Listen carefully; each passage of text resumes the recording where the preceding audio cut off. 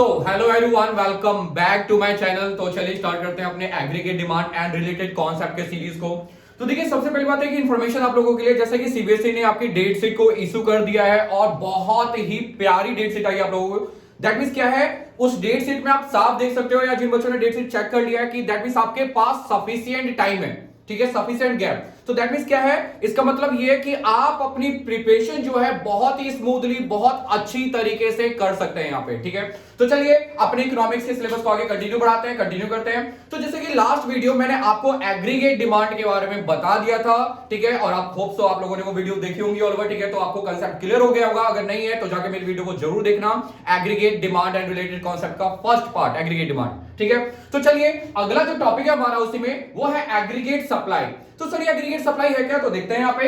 Aggregate supply यानी AS refers to the monetary value या money value of final goods and services that all the producers भी लिख सकते हैं यहाँ पे, ऑल द फर्म्स भी लिख सकते हैं यहाँ पे, ठीक है, are willing and able to the supply in our economy in a given period of time, ठीक है। यानी सिंपल शब्द में अगर हम बात करें ऑल ओवर, ठीक है, आप ये बोल सकते हो, when all the sellers, all the producers and all the firms are willing and able to the supply in our economy, ठीक है। जाहिर सी बात है, अगर एक फर्म, चलो एक सिंपल एग्जांपल लेते हैं, कोई एक सेलर है, सामान को बेच रहा है, सामान को मार्केट में सप्लाई कर रहा है, तो क्या रिसीव करता है वो? ऑब्वियसली अपनी इनकम को रिसीव करता है, अपनी इनकम जनरेट करता है। But when the all the sellers of our economy, when all the producers of our economy जो सप्लाई करेंगे, तो रिसीव क्या करेंगे?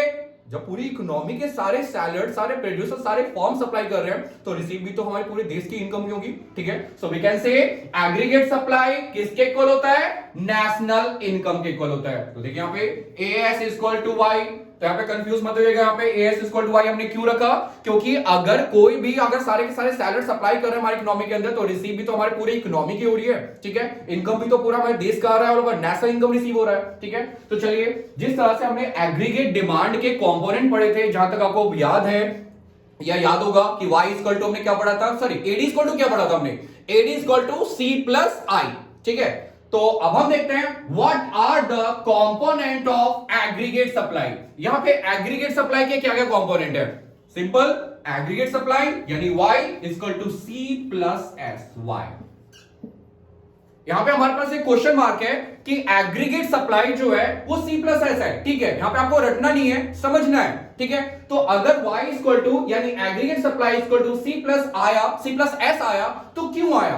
तो देखिए सिंपल एक एग्जांपल यहां पे ले रहा हूं माइक्रो के तौर पे, कि मान लो कि ये हमारा सेलर है, ठीक है, ठीक है, इसने सामान को सप्लाई किया और इसने रिसीव किया अपनी इनकम, 100 रुपए इसकी इनकम रिसीव हुई, ठीक है। तो अब ये इस इनकम का क्या करेगा? इस भैया अगले दिन भी तो इसको सप्लाई करना है, अगले दिन भी तो मार्केट के अंदर कुछ ना कुछ ये बेचेगा, ठीक है। तो दोबारा एक मेजर पोर्शन इसमें खर्च करेगा और कुछ ना कुछ सेव भी करेगा, ये minor portion will be save. तो हम बोल सकते हैं नेशनल इनकम का एक पोर्शन कंजप्शन के ऊपर खर्च किया जाएगा हमारी इकोनॉमी के अंदर, और एक पोर्शन सेव भी किया जाएगा, ठीक है।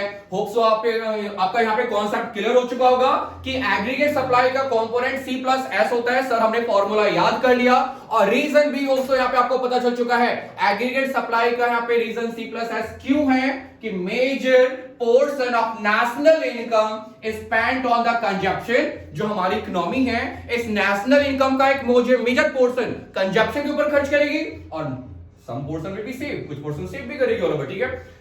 चलिए इसको हम एक डायग्रामेटिक रिप्रेजेंटेशन के थ्रू देखते हैं। जैसे कि लास्ट क्लास में मैंने आपको बताया था, लास्ट वीडियो में मैंने आपको बताया था, ठीक है, क्या बताया था कि एक इमेजिनरी टेबल हमने अपने माइंड में बनाया है, ठीक है। अब वही टेबल आपको आगे फॉलो करना है, क्योंकि अभी आने वाले वीडियोस में अगर आप देखोगे ऑल ओवर, तो इसी टेबल को हम अप्लाई करने वाले हैं, ठीक है।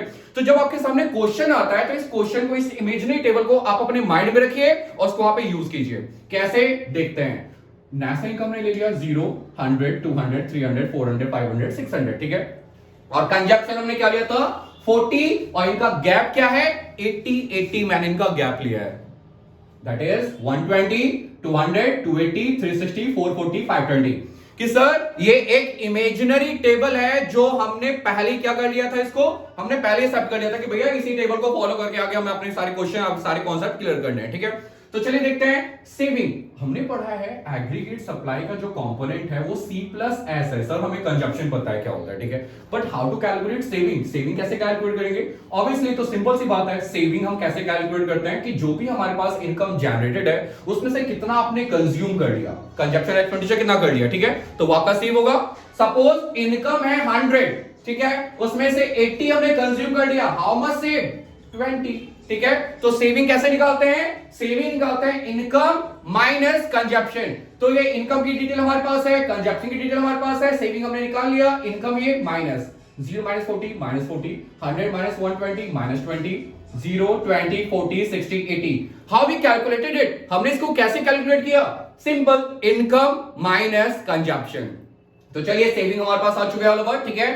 तो अब हम देखते हैं एग्रीगेट सप्लाई। एग्रीगेट सप्लाई हमने कंपोनेंट, हमने फॉर्मूला क्या पढ़ा? एग्रीगेट सप्लाई का फॉर्मूला क्या होता है? C plus S. C ये रहा, S ये रहा, ऐड कर दिया, ठीक है। तो एक कॉन्सेप्ट थोड़ी देर पहले हमने पढ़ा था, एग्रीगेट सप्लाई हमारा किसके इक्वल होता है? नेशनल इनकम के इक्वल होता है। तो देखिए यहाँ पे एग्रीगेट सप्लाई हमारा नेशनल इनकम के इक्वल है या नहीं है? ऑब्वियसली बिल्कुल है, ठीक है। और इसको हमने डायग्रामेटिक वे में रिप्रेजेंट कर दिया, ठीक है। तो अगर आप चाहो तो इस डायग्राम को फ्री हैंड भी रिप्रेजेंट कर सकते हो। फ्री हैंड कैसे? कि सर जरूरी नहीं है कि हमें नंबरिंग करनी है, एक्स वाई एक्सेस 0 ये आपका लेवल ऑफ नेशनल इनकम, आप डायग्राम रिप्रेजेंट करो एग्रीगेट सप्लाई का, सिंपल।